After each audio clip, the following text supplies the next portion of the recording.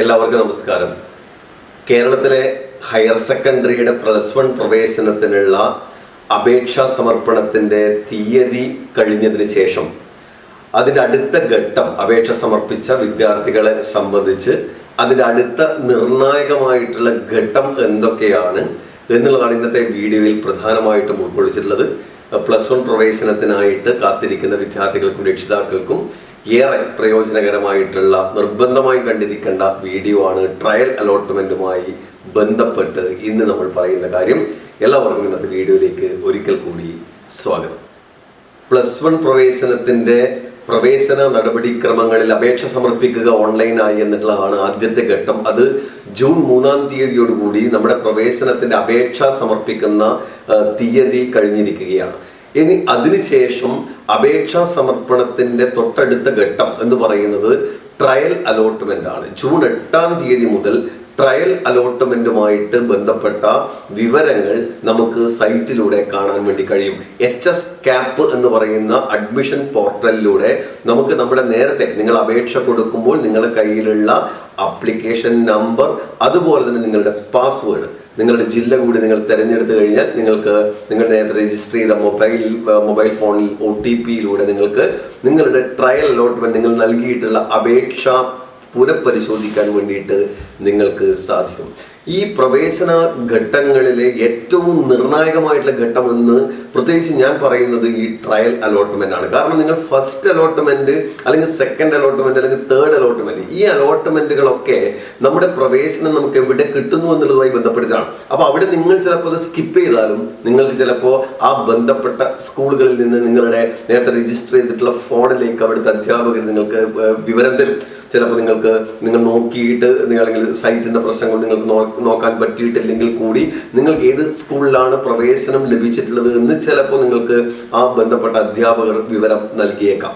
പക്ഷേ ഈ trial allotment എന്ന് പറയുന്നത് അതിന്റെ നിർണായകമാകുന്നത് എന്തുകൊണ്ടാണെന്ന് വിചാരിച്ചാൽ അത് നിങ്ങൾ തന്നെ പരിശോധിച്ച് അതിനകത്ത് വളരെ കൃത്യമായിട്ടുള്ള പരിശോധന നടത്തേണ്ടത് അത്യാവശ്യമാണ് എന്നുള്ളതാണ്. ഇങ്ങനെ ട്രയൽ അലോട്ട്മെന്റ് പരിശോധിക്കുമ്പോൾ നമുക്ക് നമ്മുടെ അപേക്ഷ നേരത്തെ നൽകിയിട്ടുള്ളതിൽ എന്തെങ്കിലും കൂട്ടിച്ചേർക്കലുകൾ അല്ലെങ്കിൽ തിരുത്തലുകൾ വരുത്തണമെങ്കിൽ ഈ അപേക്ഷ +1ന്റെ അപേക്ഷാ സമർപ്പണത്തിന് ശേഷം നമുക്ക് ലഭിക്കുന്ന ഏക അവസരം ഈ ട്രയൽ അലോട്ട്മെന്റിലൂടെയാണ്. ഒന്നുകൂടി ശ്രദ്ധിക്കുക. ജൂൺ 8-ാം തീയതി മുതൽ നിങ്ങൾക്ക് നിങ്ങളുടെ അപേക്ഷ പരിശോധിക്കാം.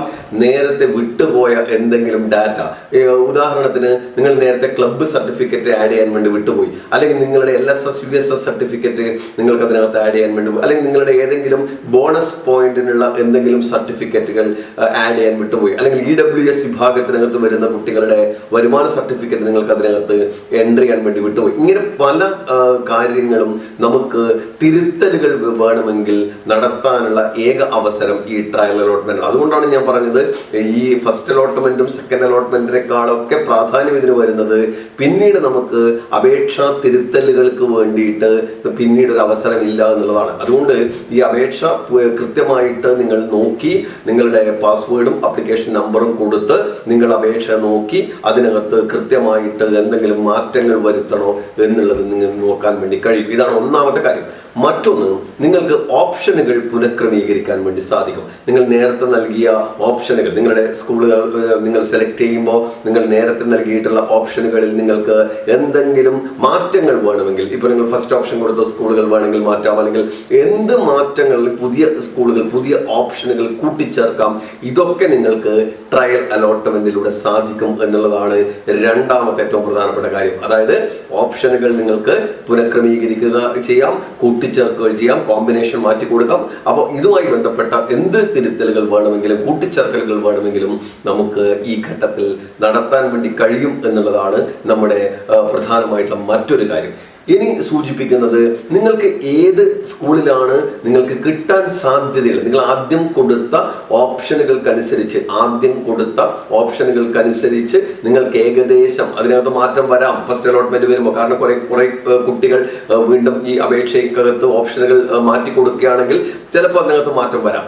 എന്നാലും ഏകദേശം നിങ്ങൾക്ക് എവിടെയാണ് കിട്ടാൻ സാധ്യത എന്നുള്ളത് നിങ്ങൾക്ക് മനസ്സിലാവും. അപ്പൊ നിങ്ങൾ പ്രത്യേകം ശ്രദ്ധിക്കേണ്ടത് ഓപ്ഷനുകൾക്ക് ഇപ്പോൾ പരീക്ഷ പരീക്ഷയ്ക്ക് A+കൾ കുറഞ്ഞ അല്ലെങ്കിൽ റിസൾട്ട് കുറഞ്ഞ അല്ലെങ്കിൽ നിങ്ങൾക്ക് ബോണസ് പോയിന്റ് കുറഞ്ഞ കുട്ടികൾ നിങ്ങൾക്ക് നേരത്തെ അപേക്ഷ കൊടുത്തതിൽ ഒരു കുട്ടികളുടെ ഓപ്ഷന്റെ എണ്ണം കുറവേ കൊടുത്തിട്ടുള്ളൂ എങ്കിൽ അപ്പം കൂടുതൽ ഓപ്ഷനുകൾ നിങ്ങൾ നൽകേണ്ടതായിട്ടുണ്ട്. അപ്പൊ ഇത്തരം കാര്യങ്ങളൊക്കെ നിങ്ങൾക്ക് ഇതിനകത്ത് കൃത്യമായിട്ട് മനസ്സിലാക്കാൻ വേണ്ടിയിട്ട് സാധിക്കും. ഉദാഹരണത്തിന് ഒരു 5A+ ഉള്ള കുട്ടി സയൻസ് ഓപ്ഷൻ കൊടുക്കുമ്പോൾ ഓപ്ഷനുകൾ ഇപ്പൊ 4-5 സ്കൂളുകൾ മാത്രമേ കൊടുത്തിട്ടുള്ളൂ എങ്കിൽ യു ഹാവ് നോ അലോട്ട്മെന്റ് എന്നുള്ളതാണ് നിങ്ങൾക്ക് അതിനകത്ത് കാണുക.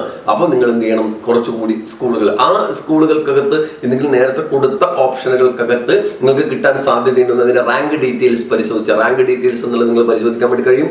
ആ റാങ്ക് ഡീറ്റെയിൽസ് പരിശോധിച്ച് കഴിഞ്ഞാൽ നിങ്ങൾക്ക് അവിടെ കിട്ടാൻ അതിന് ഡിഫറൻസ് നോക്കി കിട്ടാൻ സാധ്യതയുണ്ടോ എന്ന് മനസ്സിലാക്കാനും സാധിക്കും. അപ്പോൾ നിങ്ങൾ അതിനനുസരിച്ച് കൂടുതൽ ഓപ്ഷനുകൾ നിങ്ങൾക്ക് നൽകാൻ വേണ്ടി സാധിക്കും. അല്ലെങ്കിൽ മറ്റു കോമ്പിനേഷനുകളിൽ കൂടി നിങ്ങൾക്ക് അപേക്ഷ നൽകാൻ വേണ്ടിയിട്ട് സാധിക്കും. കാരണം സയൻസ് നിങ്ങൾക്ക് ഇവിടെ കിട്ടുന്നില്ലെങ്കിൽ നിങ്ങൾ നെക്സ്റ്റ് ഓപ്ഷനുകളിലേക്ക്, അതായത് ചിലപ്പോൾ കിട്ടാൻ സാധ്യതയുള്ള കോമ്പിനേഷനിലേക്ക് ചിലപ്പോൾ മാറേണ്ടി വരും. അപ്പോൾ അത് ചിലപ്പോൾ അതുകൂടി നിങ്ങൾക്ക് അപേക്ഷയിൽ കൊടുക്കാൻ വേണ്ടിയിട്ട് സാധിക്കും. അപ്പോൾ നിങ്ങൾ കൊടുത്ത ഓപ്ഷനുകളിൽ മാറ്റം വരുത്താൻ വേണ്ടി സാധിക്കും. അതുപോലെ തന്നെ നിങ്ങൾ കൊടുത്ത ഓപ്ഷനുകളിൽ എത്രത്തോളം നിങ്ങൾക്ക് കിട്ടാൻ സാധ്യതയുണ്ട് എന്നുള്ളത് മനസ്സിലാക്കാനും ഈ ട്രയൽ അലോട്ട്മെന്റിലൂടെ സാധിക്കുമെന്നുള്ളതാണ് ഏറ്റവും പ്രധാനപ്പെട്ട കാര്യം. ഒന്നുകൂടി ഓർമ്മപ്പെടുത്തുന്നു, ട്രയൽ അലോട്ട്മെന്റ് എന്നുള്ളതാണ് ഈ അഡ്മിഷൻ ഘട്ടത്തിൽ ഏറ്റവും നിർണായകമായിട്ടുള്ള ഒരു ഘട്ടം. ആ ഘട്ടത്തിലാണ് നിങ്ങൾക്ക് ഈ അപേക്ഷയിലുള്ള തിരുത്തലുകൾ, കൂട്ടിച്ചേർക്കലുകൾ, ഓപ്ഷൻ ക്രമീകരിക്കൽ പോലെയുള്ള കാര്യങ്ങൾ നിങ്ങൾക്ക് ചെയ്യാൻ വേണ്ടി കഴിയുക.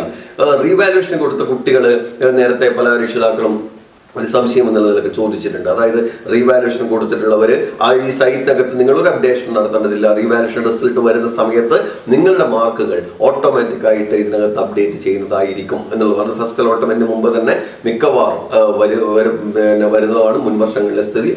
അതുപോലെ തന്നെ നിങ്ങൾക്ക് അതിൻ്റെ അപ്ഡേഷൻ ഓട്ടോമാറ്റിക്കായിട്ട് നിങ്ങൾക്ക് അതിനകത്ത് ലഭിക്കുകയും ചെയ്യും. അപ്പം അതുകൊണ്ട് ഈ ട്രയൽ അലോട്ട്മെന്റ് പരിശോധിക്കുക. നേരത്തെ കൊടുത്ത ഇതിനകത്ത് എന്തെങ്കിലും കൂട്ടിച്ചേർക്കലുകൾ, തിരുത്തലുകൾ നടത്താം, ഓപ്ഷൻ ക്രമീകരിക്കാം. അപ്പൊ അങ്ങനെയുള്ള കാര്യങ്ങളൊക്കെ നിങ്ങൾക്ക് ഇതിനകത്ത് ഈ പറഞ്ഞ 8-ാം തീയതി മുതൽ നിങ്ങൾക്ക് അതിനകത്ത് 1-2 ദിവസം അതിന് അനുവദിക്കും. അപ്പൊ അത് നിങ്ങൾക്ക് കൃത്യമായിട്ട് പരിശോധിച്ചുകൊണ്ട് അതിനകത്തുള്ള മാറ്റങ്ങൾ വരുത്താം. ഫസ്റ്റ് ഓപ്ഷനുകളൊക്കെ നൽകുന്ന വിദ്യാർത്ഥികൾ പ്രത്യേകം ശ്രദ്ധിക്കണം. നിങ്ങൾ ഫസ്റ്റ് ഓപ്ഷൻ ഇപ്പോൾ നൽകുന്ന ഫസ്റ്റ് ഓപ്ഷൻ അനുസരിച്ച് നിങ്ങൾ പ്രവേശനം എടുത്തു കഴിഞ്ഞാൽ സ്കൂൾ ട്രാൻസ്ഫറിന്റെ സമയത്ത് നിങ്ങൾക്ക് ആദ്യഘട്ടത്തിൽ അപേക്ഷിക്കാൻ സാധിക്കില്ല. കാരണം ഫസ്റ്റ് ഓപ്ഷൻ ലഭിച്ച കുട്ടികൾക്കാണെങ്കിൽ ആദ്യഘട്ടത്തിൽ നിങ്ങൾക്ക് ട്രാൻസ്ഫറിന് നിങ്ങൾക്ക് അപേക്ഷിക്കാൻ വേണ്ടിയിട്ട് കഴിയില്ല എന്നുള്ള കാര്യം ഓർമ്മിക്കണം. അതുകൊണ്ട് ഓപ്ഷൻ നൽകുമ്പോൾ നല്ല ധാരണയോടുകൂടി, നല്ല ഇതോടുകൂടി നിങ്ങൾക്ക് കൃത്യമായിട്ട് നൽകാൻ വേണ്ടിയിട്ട് കഴിയണം എന്നുള്ളത് വളരെ നിർണായകമാണ്. അപ്പോൾ അതുകൊണ്ട് കൊടുത്ത അപേക്ഷ തെറ്റുകളൊന്നും വരാതെ നിങ്ങളുടെ പ്രവേശനം ഏറ്റവും സുഗമമായി നടക്കുന്നതിന് വേണ്ടിയിട്ട് നിങ്ങൾ ട്രയൽ അലോട്ട്മെന്റ് നോക്കുക. അതിനകത്ത് വേണ്ട തിരുത്തലുകൾ, കൂട്ടിച്ചേർക്കൽ വരുത്തുക. ഇനി ഒന്നും മാറ്റങ്ങളൊന്നും വേണ്ടെങ്കിൽ ഒന്നും ചെയ്യേണ്ടതില്ല. നിങ്ങൾ അതിനകത്ത് എന്തെങ്കിലും തിരുത്തലുകൾ കൊടുത്തിട്ടുണ്ടെങ്കിൽ അത് സേവ് ചെയ്ത് അപ്ഡേറ്റ് ചെയ്യേണ്ടതുണ്ട് എന്നുള്ള കാര്യം കൂടി പ്രത്യേകം ഓർമ്മിക്കണം. അല്ലെങ്കിൽ നിങ്ങൾക്ക് പ്രവേശനത്തിൽ നിങ്ങളത് കംപ്ലീഷൻ, അതിന്റെ ഏറ്റവും ഫൈനൽ സബ്മിഷൻ വളരെ പ്രധാനപ്പെട്ടതാണ്. ഫൈനൽ സബ്മിഷൻ നമ്മൾ നടത്തിയിട്ടില്ലെങ്കിൽ നിങ്ങളുടെ അപേക്ഷ വീണ്ടും പഴയ പോലെ തന്നെ ആയിരിക്കും. അപ്പോൾ അല്ലെങ്കിൽ അപേക്ഷയ്ക്ക് നിങ്ങളെ ഫസ്റ്റ് അലോട്ട്മെന്റ് പരിഗണിക്കില്ല. ആ കാര്യങ്ങളൊക്കെ ശ്രദ്ധിക്കണം. അപ്പോൾ പ്രത്യേകിച്ചിട്ട് മറ്റൊരു കാര്യം പറയാനുള്ളത്, മൊബൈൽ ഫോണിൽ നിന്ന് എഡിറ്റ് ചെയ്യാതിരിക്കുക എന്നുള്ളതാണ് ഏറ്റവും പ്രധാനമായിട്ട് ശ്രദ്ധിക്കേണ്ട മറ്റൊരു കാര്യം. കാരണം മൊബൈൽ ഫോണിൽ നിന്ന് നമുക്ക് അതിന്റെ സ്ക്രീൻ ചെറുതായതുകൊണ്ട് അതിൽ ഓപ്ഷനുകൾ വരുന്നത് കുറവാണ്. അപ്പോൾ അതുകൊണ്ട് നിങ്ങൾക്ക് അതിനകത്ത് ഒരു ലാപ്ടോപ്പ് അല്ലെങ്കിൽ നിങ്ങൾ മറ്റുള്ള ഹെൽപ്പ് ഡെസ്കിന്റെ സഹായം തേടിക്കൊണ്ട് നിങ്ങൾ അപേക്ഷാ സമർപ്പണം കമ്പ്യൂട്ടറിലോ ലാപ്ടോപ്പിലോ ഒക്കെ ചെയ്യുന്നതായിരിക്കും കുറച്ചും കൂടി നല്ലത് എന്നുകൂടി ഓർമ്മിക്കുക. അപ്പോൾ എല്ലാവർക്കും നിങ്ങൾ ഉദ്ദേശിക്കുന്ന സ്കൂളിനകത്ത് നിങ്ങൾക്ക് അഡ്മിഷൻ ലഭിക്കട്ടെ എന്ന് ആശംസിക്കുന്നു. ഇതുമായി ബന്ധപ്പെട്ട സംശയങ്ങൾ നിങ്ങൾക്ക് ചോദിക്കാം. അതുമായി ബന്ധപ്പെട്ടിട്ടുള്ള ഉത്തരങ്ങൾ നിങ്ങൾക്ക് ലഭ്യമാകും. ഇങ്ങനെ കൃത്യമായിട്ടുള്ള അപേക്ഷാ സമർപ്പണത്തിലൂടെ നിങ്ങൾക്ക് ഉദ്ദേശിച്ച സ്കൂളിനകത്ത് പ്രവേശനം ലഭിക്കട്ടെ എന്ന് ആശംസിക്കുന്നു.